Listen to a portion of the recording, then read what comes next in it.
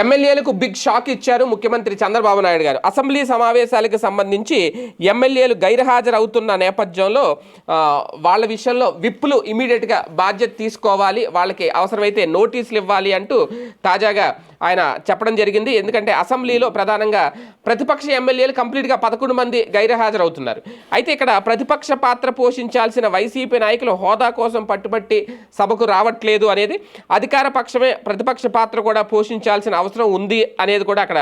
అయితే ఇక్కడ ప్రధానంగా సభలో విప్పులు ఎవరైతే ఉంటారో విప్పులు అడిగిన ప్రశ్నలకు అధికారమే చర్చించి వాళ్ళే చర్చ జరిపేసి వాళ్ళే సమాధానాలు చెప్పేస్తున్నారు. అయితే ఇక్కడ వాస్తవానికి ఎవరు అడగాలి ఈ ప్రశ్నలు? ఏ ఎమ్మెల్యేలు అడగాలి?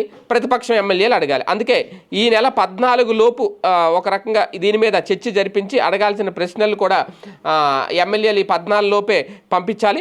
ఆ తర్వాత వాళ్ళు అసెంబ్లీ బడ్జెట్ సమావేశాలు 24 నుంచి ప్రారంభం కాబోతున్నాయి కాబట్టి వాళ్ళు వస్తారో లేదో అనేది ఇంకా క్లారిటీ లేదు. అది పార్టీ తరపున ఒక ప్రకటన చేయాలి. మొత్తానికి ఎమ్మెల్యేలు గైర్హాజరు అవుతున్న పరిస్థితి మీద అయితే మాత్రం చంద్రబాబు నాయుడు గారు సీరియస్ అయ్యారు. విప్పులు కూడా దీని మీద సీరియస్గా యాక్షన్ తీసుకోవాలి అని చెప్పడం. మరి వాళ్ళకి రేపు నోటీసులు ఏమైనా పంపిస్తారేమో చూడాలి.